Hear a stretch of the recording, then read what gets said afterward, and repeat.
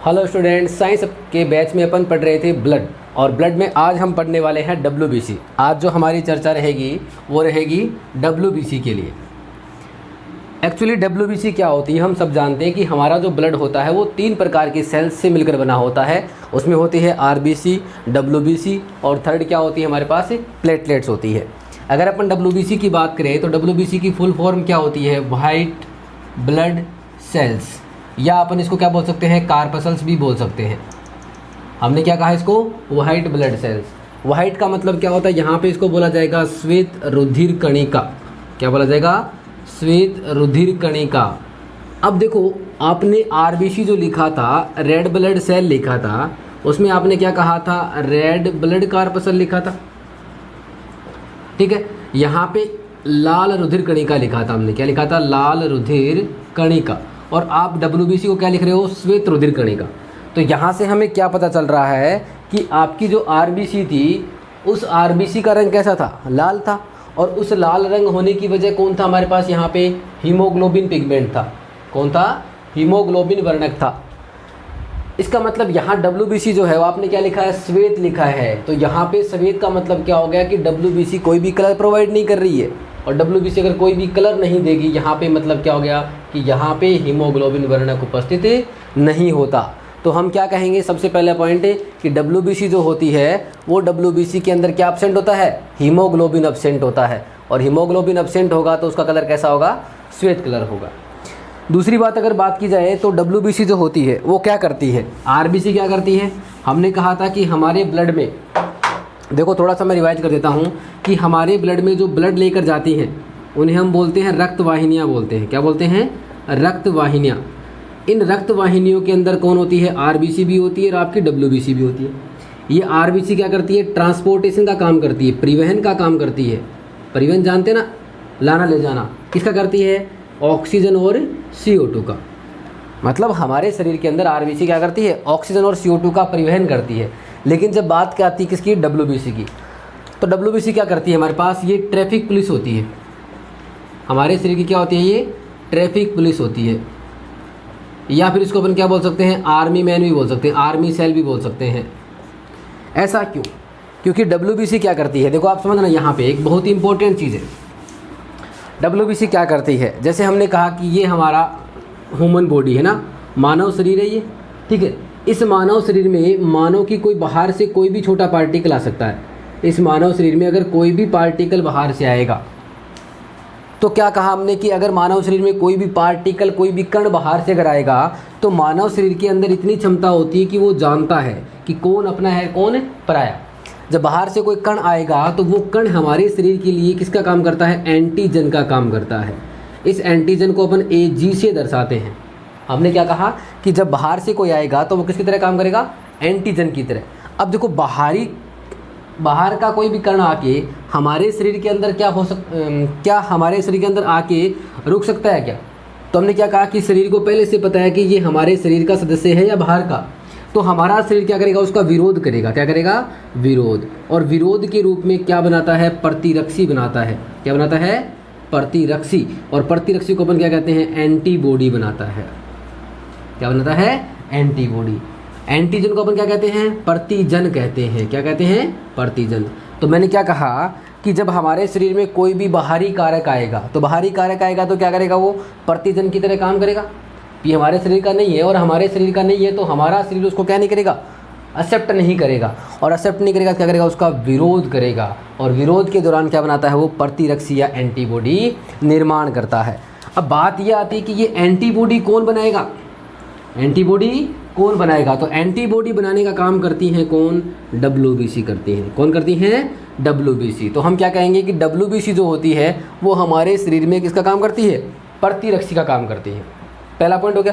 दूसरा हम क्या कहेंगे कि हमारे शरीर में एंटीबॉडी का निर्माण कौन करती है, तो हम क्या कहेंगे, एंटीबॉडी। इन एंटीबॉडी ने हमारे शरीर में किया क्या है, तो क्या कहोगे।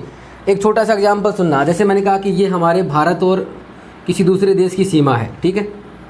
इसके अंदर अगर कोई बाहर से दूसरा कोई भी आतंकवादी या कोई भी अगर पड़ोसी आता है ना, घुसने की कोशिश करता है, घुसपैठ करता है, तो घुसपैठ करेंगे तो यहाँ जो सैनिक खड़े हैं, यहाँ पे जो आर्मी पर्सन खड़े हैं, वो क्या करेंगे, इसका विरोध करेंगे।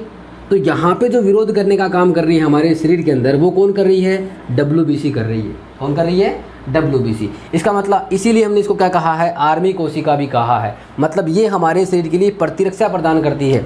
हम कहते हैं ना कि फौजी भाई जो होते हैं क्या करते हैं? देश की सुरक्षा करते हैं। क्या करते हैं? सुरक्षा करते हैं। वैसे ही हमारे शरीर के अंदर कौन सी कोशिका? WBC कोशिका जो होती है वो क्या करती है? बाहरी प्रतिजन, जो बाहरी प्रतिजन होते हैं या बाहरी कारक होते हैं या बाहरी सूक्ष्म जीव होते हैं, उन सब से क्या करती है? बचाव करती है, या सूक्ष्म जीवों से बचाव करती है। बचाव कैसे करती है?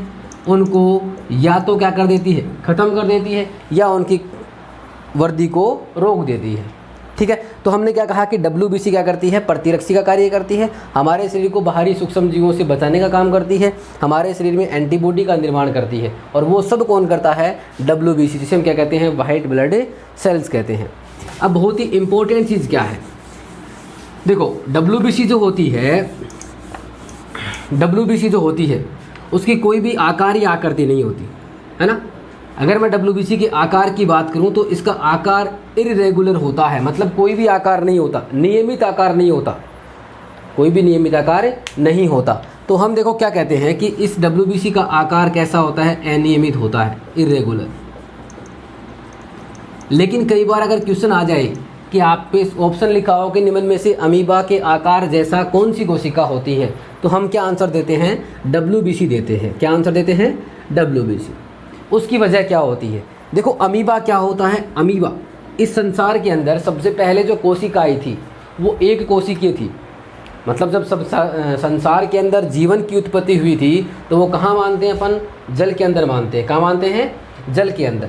और उस जल के अंदर जो सबसे पहला जीव आया होगा उसके अंदर कितनी कोशिकाएं रही होंगी? एक कोशिका रही होंगी।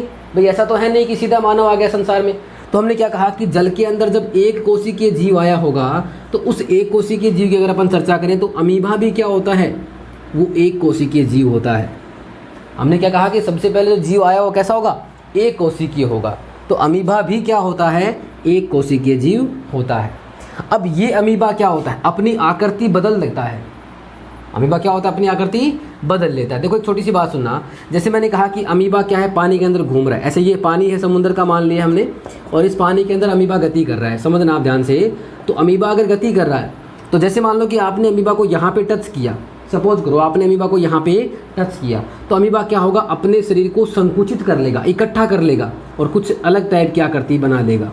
मतलब अमीबा का आकार कभी भी समान नहीं रहता है, ये अपना आकार परिवर्तित करता रहता है। इसी प्रकार WBC का आकार भी कैसा होता है?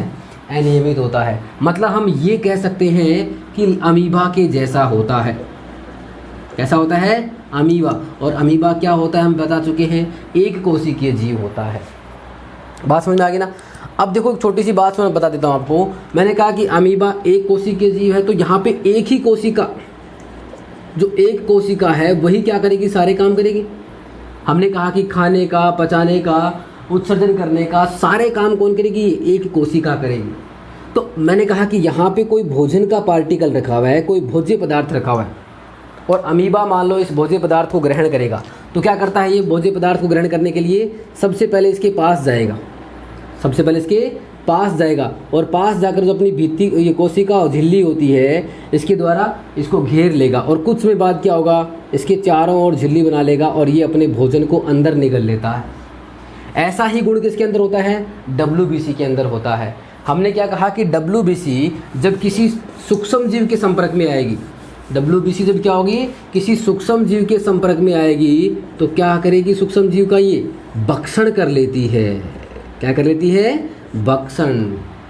हमने क्या समझा कि ये मान लो कि हमारे पास कोई WBC कोशिका है, ठीक है। अगर यहाँ पे कोई सूक्ष्म जीव आया हुआ है तो क्या करेगी? उसके चारों ओर एक लेयर बना लेगी और इसका क्या कर देती है? सीधा ही शरीर के अंदर भक्षण कर लेती है। तो हमने क्या कहा कि WBC जो कोशिकाएं होती हैं वो किस प्रकृति की होती हैं? भक्षक प्रकृति की होती हैं। इसे अपन सीधी भाषा में अगर बात करें तो क्या बोलते हैं? फैगोसाइटिक नेचर या फैगोसाइटिक प्रकृति। हिंदी में क्या कहते हैं इसको? भक्षकाणु कोशिका बोलते हैं। क्या बोलते हैं? भक्षकाणु कोशिका। मतलब ये सूक्ष्म जीवों को क्या कर देती हैं? नष्ट कर देती हैं। क्या करके? भक्षण करके उनका, ठीक है। अब वापस आते हैं कि WBC हमने क्या कहा कि श्वेत रुधिर कणिका होती है, इसका मतलब इसके अंदर क्या एब्सेंट होता है, हीमोग्लोबिन। अगर मैं कहूँ कि RBC के अंदर क्या न्यूक्लियस होता है क्या, तो आपका आंसर क्या होगा, नहीं। लेकिन जब RBC बनती है तो शुरुआत के अंदर जब इमेच्योर होती है, मतलब जब परिपक्व नहीं होती है, तब उसमें केंद्रक होता है। लेकिन जैसे जैसे RBC परिपक्व हो जाती है उसमें केंद्रक नष्ट हो जाता है, मतलब परिपक्व RBC में कभी भी केंद्रक आपको नहीं मिलने वाला। तो WBC में क्या होता है, केंद्रक। बात आती है तो क्या होगा आंसर, उपस्थित होता है। WBC के अंदर क्या होता है, केंद्रक उपस्थित होता है। इसका जीवन काल की बात करें कि जीवन काल कितना होता है, WBC कितने दिन जीती है, तो इसका हमारे पास आंसर बहुत अलग अलग होता है। हर बुक्स क्या होती है, इसका अलग आंसर लिखती है। अपन अप्रोक्सीमेशन में अगर बात करें तो WBC कितने दिन तक जिंदा रहती है, 2 से लेकर 7 दिन तक जिंदा रहती है। अपन 1 सप्ताह बोल सकते हैं, 2 से लेकर 7 दिन तक जिंदा रहती है। WBC की उत्पत्ति कहाँ हुई, बनती कहाँ पे है, तो हमने सबसे पहले चर्चा की थी कि ब्लड का निर्माण जो होता है, फॉर्मेशन जो होता है, वो कहाँ होता है, लाल अस्थि मज्जा के अंदर होता है। तो आपकी WBC भी कहाँ बनती है, लाल अस्थि मज्जा के अंदर बनती है। कहाँ बनती है, लाल अस्थि मज्जा के अंदर बनती है। अगर मैं आपको ये पूछूं कि इसकी संख्या कितनी होती है, तो WBC की संख्या, वही आंसर होगा कि इसके डिजिट भी क्या होते हैं, आपको हर बुक्स में अलग अलग मिलने वाले हैं। तो अपन क्या मानते हैं, 6000 से लेकर 8000 पर मिलीमीटर क्यूब में होती है। WBC की जो संख्या होती है वो कितनी होती है, 6000 से लेकर 8000 पर mm क्यूब तक होती है। अच्छा एक बात बताओ, इस WBC को हम एक नाम और देते हैं ना, क्या नाम देते हैं, आपने सुना होगा कई जगह, लिम्फोसाइट। क्या बोलते हैं, लिम्फोसाइट, या फिर क्या बोलते हैं, ल्यूकोसाइट। क्या बोलते हैं, ल्यूकोसाइट। अब देखो इस नाम के अंदर जो साइट लिखा हुआ है, उस साइट का मतलब क्या होता है, सभी जानते हैं। साइट का मतलब क्या होता है, कोशिका होता है। साइट का मतलब क्या होता है, कोशिका। और इस लिम्फो, देखो आपने कई बार देखा होगा कि सर्दियों के अंदर क्या होता है, कई बार हमारे यहाँ पे टॉन्सिल होते हैं, मतलब गले में के अंदर सूजन आ जाता है। किसी भी वस्तु, पेय पदार्थ को या किसी भी भोज्य पदार्थ को अगर अपन निगलते हैं तो निगलने के दौरान यहाँ पे दर्द होता है, और उस दर्द का मेन वजह क्या होता है, यहाँ हमारे टॉन्सिल होते हैं। क्या होते हैं, टॉन्सिल। और उस टॉन्सिल के अंदर क्या होता है, इन्फ्लेमेशन, सूजन आ जाता है। जब टॉन्सिल के अंदर सूजन आ जाएगा तो ये जो हमारी श्वास नली है और ये जो हमारी भोज्य पदार्थ की नली है, उसमें क्या हो जाएगा, जब सूजन आ जाएगा तो उसके अंदर स्पेस क्या हो जाएगा, कम हो जाएगा, जिसे निगलने में क्या होती है, हमें दिक्कत होती है। तो उस टॉन्सिलाइटिस का मतलब क्या हो गया कि हमारी जो टॉन्सिल या जो हमारी लिम्फ ग्रंथियाँ होती हैं, लिम्फ नोड या लिम्फ ग्रंथियाँ, इनके अंदर भी क्या होता है, WBC का निर्माण होता है। हमारे शरीर के अंदर क्या होता है, WBC का निर्माण केवल रेड बोन मैरो में नहीं होता। यहाँ पे टॉन्सिल जो होते हैं या जो लिम्फ नोड होती हैं, जो लिम्फ ग्रंथियाँ होती हैं, उनके अंदर भी क्या होता है, WBC का निर्माण होता है। बात समझ में आ गई ना। उसके बाद बात करते हैं, हमने क्या कहा कि लिम्फोसाइट और ल्यूकोसाइट। ल्यूको का मतलब क्या हो गया, इसका कोई कलर नहीं है, तो हम क्या कहते हैं, WBC को लिम्फोसाइट या ल्यूकोसाइट कोशिका भी कह देते हैं। हमें केंद्रक का पता चल गया, केंद्रक उपस्थित होता है। जीवन काल 1 सप्ताह या 2 से 7 दिन होता है। उत्पत्ति होती है वो लाल अस्थि मज्जा में होती है, लिम्फ नोड में होती है, लिम्फ ग्रंथियों में होती है, या फिर वैसे बहुत सारे नाम होते हैं। कुछ भाग WBC जो होती है वो लीवर के अंदर भी बन सकती है, यकृत में भी बनती है। संख्या की बात करें तो 6000 से 8000 पर mm क्यूब इसकी संख्या होती है। WBC के कार्य की बात करें तो कार्य क्या होता है, क्या होता है, क्या होता है, रोगाणुओं से बचाना, या हम ऐसे कह सकते हैं प्रतिरक्षा प्रदान करना, प्रतिरक्षा प्रदान करना, या बाहरी सूक्ष्म जीवों से रक्षा करना, किसका काम होता है, WBC का। आकार की बात करें अपन तो आकार हमें पता है कैसा होता है, अनियमित आकृति होती है, इर्रेगुलर, कोई भी रेगुलर आकृति नहीं होती, या अपन क्या बोल सकते हैं, अमीबा जैसी कौन होती है, WBC होती है। कौन होती है, WBC। अगर मैं आपको एक बात कहूँ कि WBC की आकृति क्या होती है, तो आपका आंसर वही रहेगा, क्या होगा, कोई भी आकृति नहीं होती है, या अनियमित होती है, या फिर अपन क्या कह सकते हैं कि इसके आकृति अमीबा के जैसी हो सकती है। ठीक है, तो हम क्या कहेंगे, इसको क्या कहेंगे, शरीर का जो आर्मी मैन जो होता है, आर्मी कोशिका जो होती है, शरीर की जो आर्मी कोशिका क्या करती है, आर्मी बचाव करती है ना, आर्मी कोशिका कौन होती है, WBC। ट्रैफिक पुलिस कौन होती है हमारे पास यहाँ पे, WBC होती है। तो आर्मी कोशिका, ट्रैफिक पुलिस या प्रतिरक्षी कोशिका, ये सब कौन होती है हमारे पास? WBC होती है, जो बाहरी सूक्ष्म जीवों से बचाव करती है। आगे चर्चा करते हैं अपन अब WBC के प्रकार कि WBC कितने प्रकार की होती है और कौन सी WBC कब सक्रिय होती है। अच्छा, आपने क्या कहा कि WBC के अंदर क्या प्रेजेंट होता है? केंद्रक प्रेजेंट होता है। क्या होता है? केंद्रक। तो मैं यहाँ पे कह सकता हूँ कि WBC केंद्रक की जो अंदर आकृति होती है या केंद्रक प्रेजेंट होता है तो वो कणिकामय रूप में होता है। तो उसके आधार पे दो प्रकार की होती है, एक कणिकामय WBC और दूसरी कैसी होती है? अकणिकामय। देखो नाम से पता चल रहा है, कणिका का मतलब क्या होता है? छोटे छोटे कण। इसको अंग्रेजी भाषा में क्या बोलते हैं? ग्रेनुलोसाइट बोलते हैं। क्या बोलते हैं? ग्रेनुलोसाइट। और यहाँ जो अकणिकामय का मतलब क्या होता है? अग्रेनुलोसाइट बोलते हैं। वापस सुनना, WBC को हमने दो भागों में बांट दिया। एक WBC में केंद्रक है, इसका मतलब क्या हो गया कि जिन WBC कोशिकाओं में केंद्रक कैसा है? कणिकामय है, उसे हम कणिकामय WBC कोशिका कहते हैं। और जिनमें नहीं है कणिकामय, वो कुछ है अकणिकामय WBC। तो WBC दो प्रकार की हो गई, एक तो कणिकामय WBC और दूसरी अकणिकामय WBC। अब कणिकामय में देखो क्या है? ग्रेनुलोसाइट है। क्या है? ग्रेनुलोसाइट। तो सबसे पहले जब अपन कोई भी काम शुरुआत करते हैं तो किसकी पूजा करते हैं? गणेश जी की पूजा करते हैं ना। तो हमने क्या कहा? जी फॉर गणेश। तो ये हो गया गणेश, ठीक है। तो क्या हो गया? जी फॉर क्या हो गया? गणेश। तो GNE। और ये क्या हो गया? बाबा जी मान लेते हैं अपन, है ना, जो भी है। तो यहाँ पे कणिका का मतलब क्या हो गया? G for granulocyte. और यहाँ पे N का मतलब क्या होता है? न्यूट्रोफिल होता है। क्या होता है? न्यूट्रोफिल। E का मतलब क्या होता है? इओसिनोफिल होता है। क्या होता है? इओसिनोफिल। और यहाँ हमारे पास B जो लिखा हुआ है, इस B का मतलब क्या होता है? बेसोफिल होता है।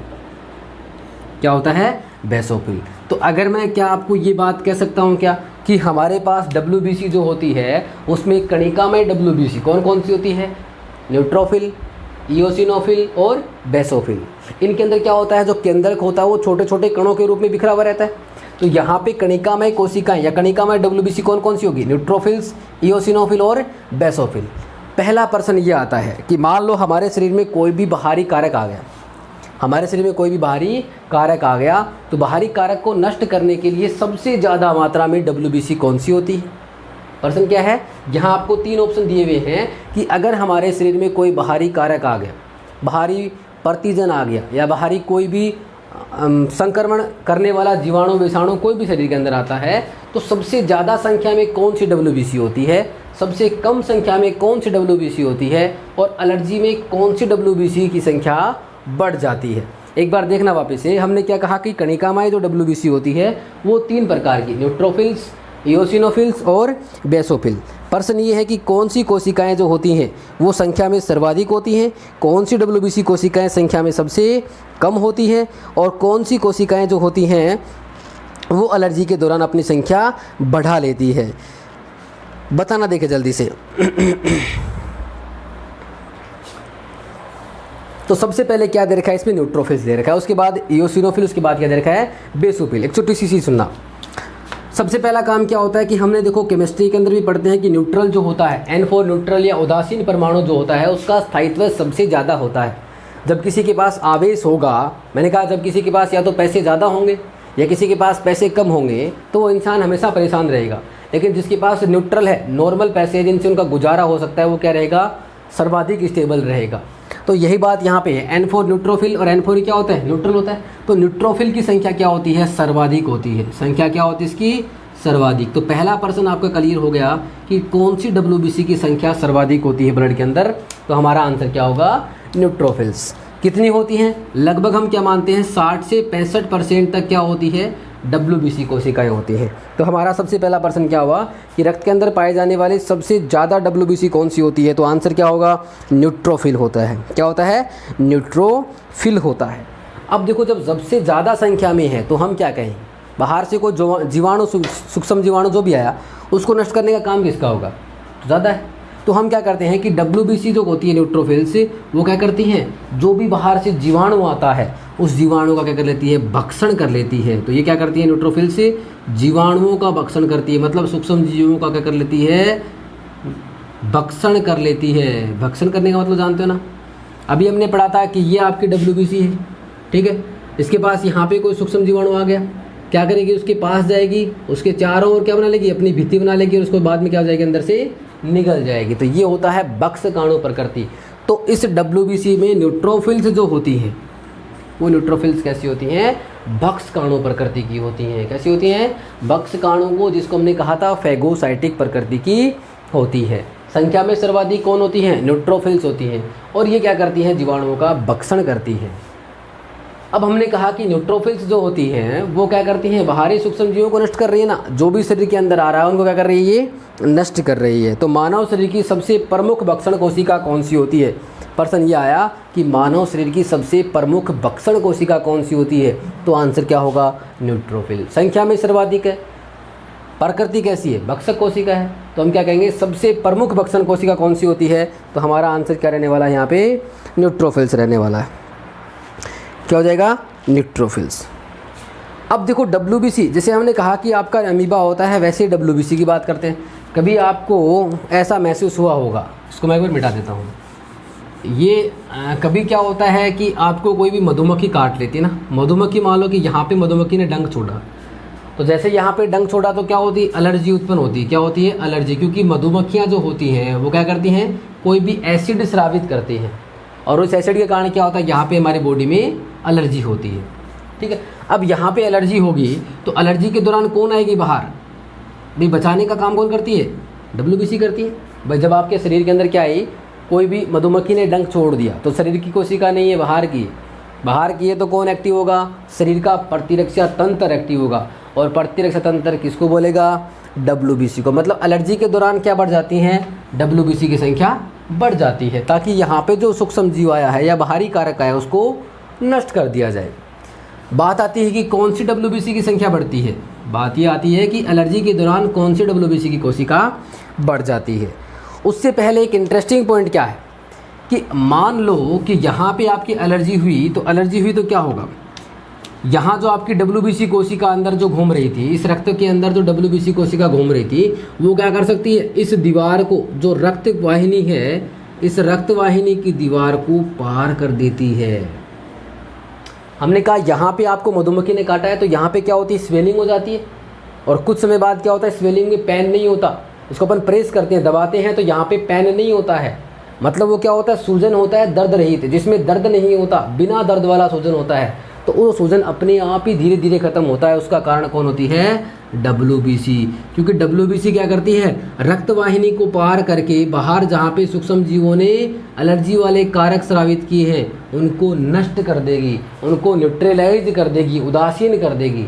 और ये सब काम कौन करता है, WBC। प्रश्न वही का वही है कि कौन सा WBC ऐसा करती है। तो हमने क्या कहा कि एलर्जी के दौरान जो सबसे ज़्यादा सक्रिय होती हैं वो कौन सी होती हैं, इयोसिनोफिल। प्रश्न क्या है कि एलर्जी के दौरान कौन सी WBC संख्याओं की कोशिका बढ़ जाती है, तो आंसर क्या होगा, इयोसिनोफिल। अब देखो इसमें पहला क्या आ रहा है, ई आ रहा है, क्या आ रहा है, ई, मतलब एलर्जी के दौरान। एक प्रश्न अगर आपके पास आए कि एलर्जी के दौरान कौन सी एंटीबॉडी, तो IgE, आई बोले तो इम्यूनो मतलब प्रतिरक्षी, G4 ग्लोबुलिन प्रोटीन होती है, और E4 क्या हो गया, यहाँ पे एंटीबॉडी है। तो एलर्जी के दौरान किस एंटीबॉडी, प्रश्न वापस सुनना, एलर्जी के दौरान कौन सी WBC की संख्या बढ़ जाती है, आंसर रहेगा इयोसिनोफिल। और एलर्जी के दौरान कौन सी एंटीबॉडी काम करती है, तो आंसर रहेगा IgE। बात समझ में आ गया ना। अब बात करते हैं तीसरी कौन सी हमारे पास, बेसोफिल है। कौन सी है, बेसोफिल।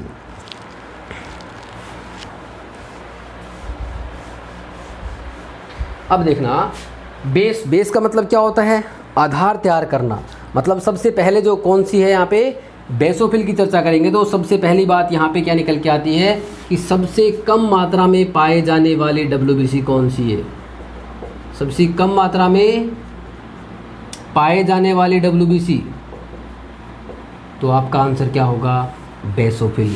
बेसोफिल का कितना परसेंटेज होता है? 0.5 से लेकर 1% रेशियो के अंदर कौन मिलती है? आपकी बेसोफिल मिलती है। हमने कहा कि हमारी बॉडी के अंदर देखो, 2-4 नाम आपने सुने होंगे, हिस्टामिन सुना ना, हिस्टामिन और हिपेरिन, ये जो नाम होते हैं ये नाम कहाँ से स्रावित होते हैं? तो हमने क्या कहा कि हमारी जो बेसोफिल कोशिका है, इस बेसोफिल कोशिका से हिस्टामिन स्रावित होता है, और कौन होता है? Sorry, heparin, serotonin. हिपेरिन तो कहाँ से होता है? लीवर से होता है। कहाँ से होता है? लीवर से। सीरोटोनिन, वापस सुनना, बेसोफिल कोशिका क्या करती है हमारे शरीर के अंदर? एक तो हिस्टामिन का स्रावण करती है, और दूसरा किसका करती है? यहाँ पे सेरोटोनिन का स्रावण करती है। एक तो हिस्टामिन का स्रावण करती है, एक सेरोटोनिन का। और यहाँ पे जो हिपेरिन होता है, वो हिपेरिन भी क्या होता है? इस बेसोफिल कोशिका से स्रावित किया जाता है। वैसे हिपेरिन कहाँ होता है? लीवर से भी सेक्रेट होता है। मैंने क्या कहा कि बेसोफिल कोशिकाओं के द्वारा हिस्टामिन, सेरोटोनिन एवं हिपेरिन का स्रावण किया जाता है। बात आती है कि बेसोफिल कोशिकाएं करती क्या हैं? तो क्या करती हैं? अभी अपने क्या कहा था कि जैसे मान लो कि यहाँ पे किसी मधुमक्खी ने काट लिया, तो मधुमक्खी काटने के बाद यहाँ जो स्वेलिंग आती है, इन्फ्लेमेशन जो आता है, तो उस इन्फ्लेमेशन को कम करने का काम कौन करती हैं?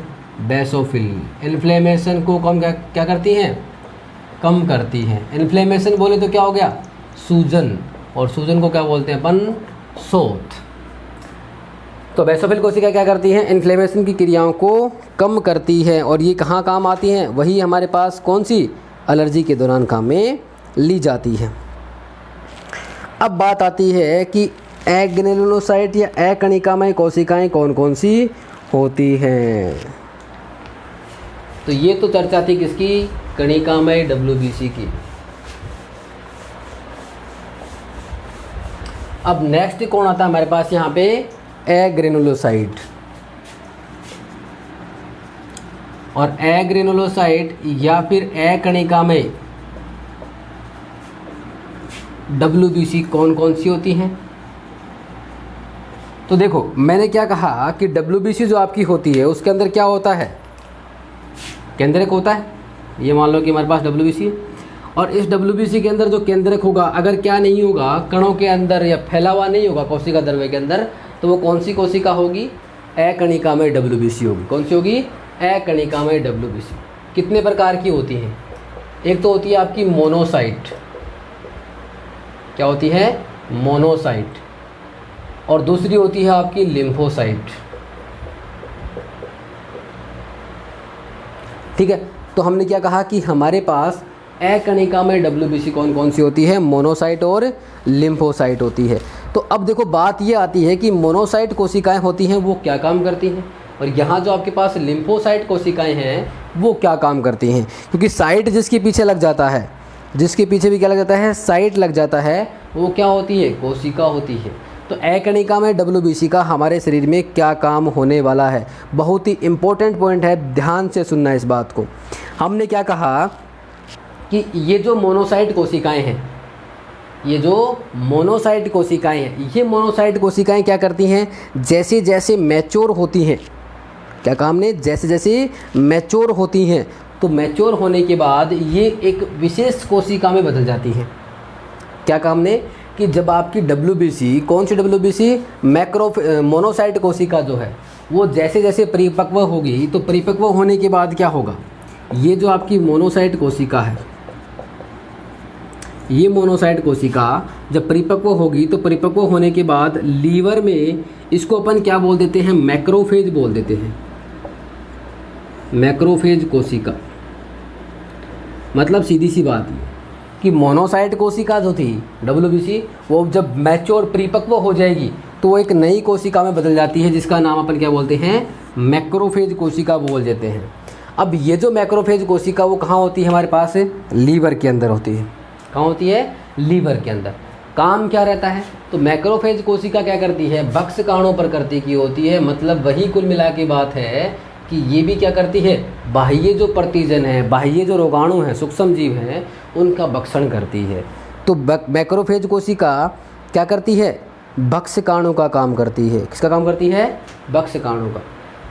वापस सुनना, ये सॉरी हमने क्या लिखा है यहाँ पे, मोनोसाइट कोशिकाएं लीवर के अंदर नहीं, मोनोसाइट कोशिकाएं जब कहाँ चली जाती है आपके पास, ऊतक के अंदर चली जाती है ना, अपन ऊतक की बात कर रहे हैं यहाँ पे। तो मोनोसाइट कोशिकाएं जब ऊतक के अंदर जाती हैं तो वो क्या होता है, मैक्रोफेज कोशिका में परिवर्तित हो जाती हैं, और ये मैक्रोफेज कोशिकाएं क्या करती हैं, भक्षकाणु का काम करती हैं मुख्यतः। ठीक है, अब बात आती है कि मोनोसाइट कोशिकाएं जो होती हैं उनकी आकृति कैसी होती है। तो मोनोसाइट, उनकी जो मोनोसाइट जो WBC होती है, इनका केंद्र क्या होता है, सेम के बीज जैसा होता है। किसके बीज जैसा होता है, सेम के बीज जैसा, कुछ इस तरीके से होता है ना। तो मोनोसाइट कोशिकाओं का केंद्रक होता है वो सेम के बीज की आकृति का होता है। किसकी बात कर रहे थे यहाँ पे, मोनोसाइट की। तो मोनोसाइट की बात करना था हमारे पास लिम्फोसाइट। लिम्फोसाइट में बहुत ही ज़्यादा इंपॉर्टेंट बात है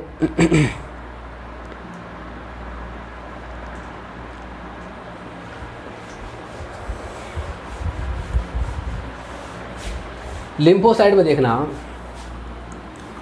ये हमारे पास लिम्फोसाइट WBC है, और लिम्फोसाइट WBC सामान्यतः अपन दो प्रकार की बात करते हैं, एक होता है बी लिम्फोसाइट और एक होता है टी लिम्फोसाइट।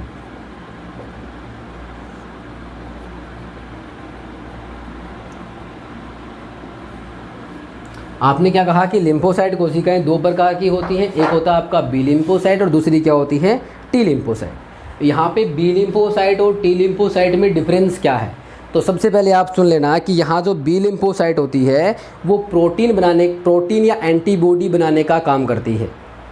प्रोटीन या एंटीबॉडी बनाने का क्या करती हैं, ये काम करती है।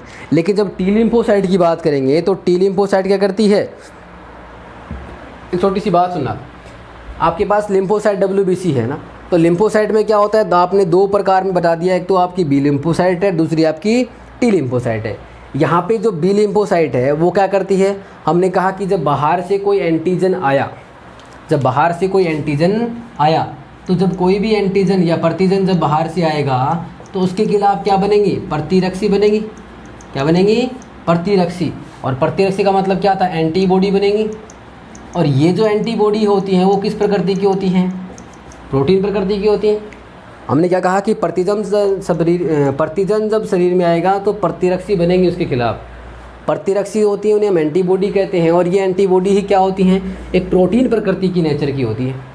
तो यहाँ जो बी लिम्फोसाइट होती है वो बी लिम्फोसाइट किसका काम करती है, यहाँ पे ये प्रोटीन बनाने का काम करती हैं। प्रोटीन बोले तो क्या बोलेंगे अपन, यहाँ पे एंटीबॉडी बनाने का काम करती हैं, या फिर इसको क्या बोलेंगे अपन, प्रतिरक्षी बनाने का काम करती हैं। दैट मीन्स बी लिम्फोसाइट जो होती हैं वो हमारे शरीर में प्रोटीन या एंटीबॉडी बनाने का काम करती हैं। जब ये लिम्फोसाइट होती है, जब ये लिम्फोसाइट WBC होती है, तो जब क्या होती है, ये परिपक्व अवस्था में होती है। क्या होती है, परिपक्व अवस्था में होती है। तो हम उसे क्या कहते हैं अपन, इसको टी लिम्फोसाइट कहते हैं। क्या कहते हैं, टी लिम्फोसाइट। तो बात समझ में आ गई ना, बी लिम्फोसाइट क्या होती है, प्रोटीन या एंटीबॉडी का निर्माण करती हैं। और टी लिम्फोसाइट क्या होती हैं, जब मैच्योर हो जाती हैं ये, तो क्या करती हैं, ये टी लिम्फोसाइट का निर्माण कर लेती हैं। एक नाम आता है CMI, अगर आपने पढ़ा हो कभी, सेल मीडिएटेड इम्यूनिटी, अपन पढ़ेंगे डिजीज़ के अंदर। क्या इसको बोलते हैं, सेल मीडिएटेड इम्यूनिटी। मतलब सेल का मतलब होता है कोशिका, मीडिएटेड का मतलब क्या होता है, माध्यित, और इम्यूनिटी का मतलब क्या होता है, प्रतिरक्षा। कोशिका माध्य प्रतिरक्षा का माध्यम बनाने का काम, मीडियम बनाने का काम कौन सी कोशिकाएं करती हैं, तो वो होता है आपका टी लिम्फोसाइट। बहुत इंपॉर्टेंट थोड़ा सा लेवल का क्वेश्चन है।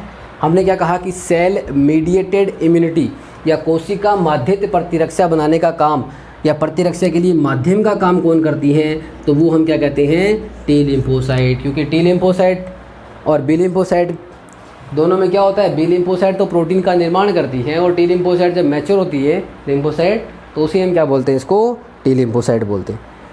वैसे तो टी लिम्फोसाइट को अपन आगे बांटते हैं, टी हेल्पर और टी किलर सेल्स बोलते हैं, तो वो हमारे सिलेबस की बात नहीं है। अब बात ये आती है कि WBC का काम क्या हो गया, ये हमें पता चल गया। WBC कैसे बढ़ती है, कैसे घटती है, उसकी हम चर्चा कर लेते हैं।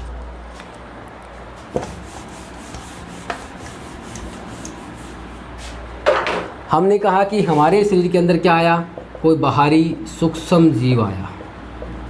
बाहरी सूक्ष्म जीव जैसे ही आएगा तो शरीर में क्या होगा, प्रतिरक्षा तंत्र सक्रिय होगा। प्रतिरक्षित तंत्र क्या हो जाएगा, सक्रिय।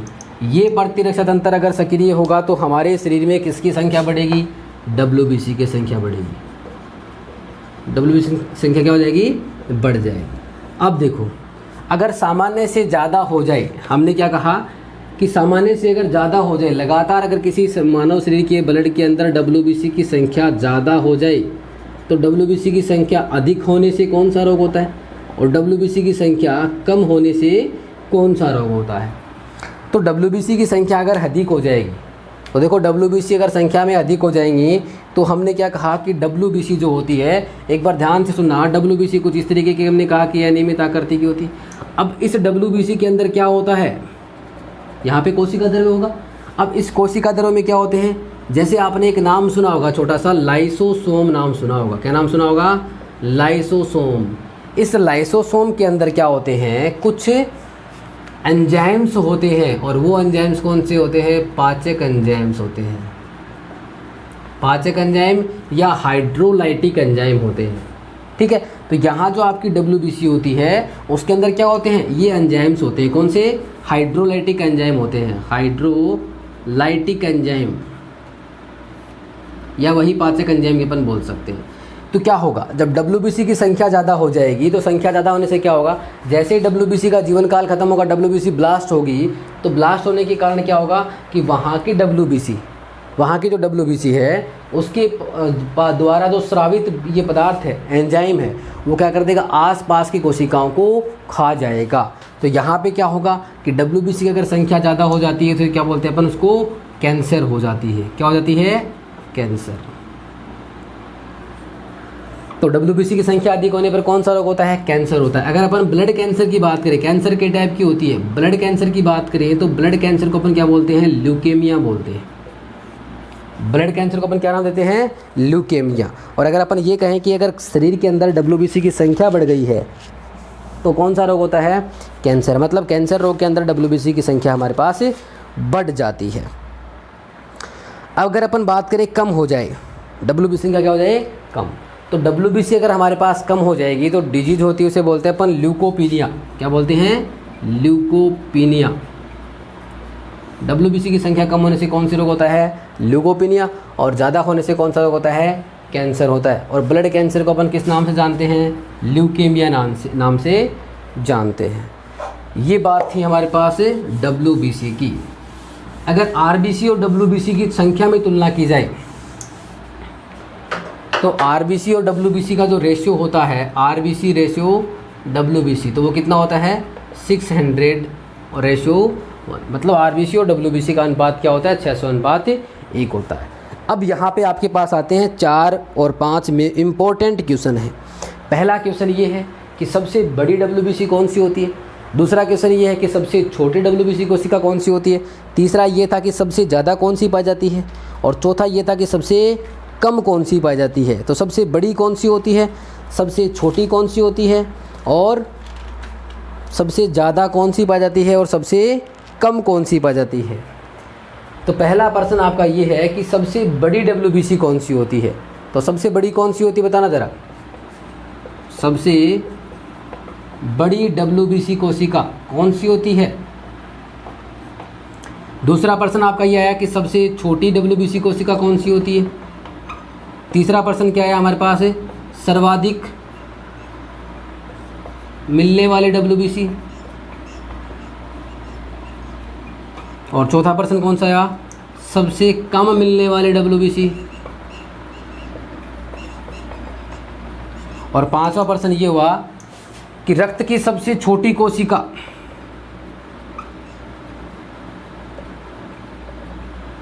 रक्त की सबसे छोटी कोशिका कौन सी होती है इन तीनों में से, WBC, RBC और प्लेटलेट्स। तो सबसे पहला जो आपके पास क्वेश्चन है वो क्या है कि सबसे बड़ी WBC कोशिका कौन सी होती है। तो सबसे बड़ी WBC कोशिका कौन सी होती है, मोनोसाइट, ल्यूकोसाइट या फिर लिम्फोसाइट। क्या आंसर होगा, मोनोसाइट, लिम्फोसाइट या फिर कौन सा आंसर होगा। तो सबसे बड़ी WBC कोशिका कौन सी होती है, तो हमारा आंसर जाता है मोनोसाइट। मोनोसाइट क्या होती है, सबसे बड़ी WBC होती है। सबसे छोटी WBC कौन सी होती है? लिम्फोसाइट होती है। कौन सी होती है? लिम्फोसाइट। सबसे ज़्यादा बनने वाली कौन सी होती है? हम बात कर चुके हैं, न्यूट्रोफिल कोशिका होती है जो 60 से 65% होती है, और ये बाहरी सूक्ष्मजीवों को न्यूट्रल, उदासीन या बक्सन करने का काम करती है। सबसे कम कौन सी मिलती है? हमने क्या कहा? बेसोफिल। क्या कहा? बेसोफिल। क्वेश्चन लास्ट वाला देखना, रक्त की सबसे छोटी कोशिका। अगर मैं कहूँ कि रक्त के अंदर जो RBC, WBC और प्लेटलेट्स होती हैं, RBC, WBC और जो प्लेटलेट्स होती हैं, उनमें सबसे बड़ी रक्त कोशिका कौन सी होती है? तो वो आंसर जाता है कौन सी? WBC होती है। पहला प्रश्न क्या है कि रक्त के सबसे बड़ी कोशिका कौन सी होती है? WBC। रक्त में सर्वाधिक भाग वह किसका होता है? RBC का। और सबसे छोटी कोशिका कौन सा? जमरका से ब्लड। तो ये हमारा लेक्चर था WBC से रिलेटेड। नेक्स्ट लेक्चर में चर्चा करेंगे प्लेटलेट। धन्यवाद।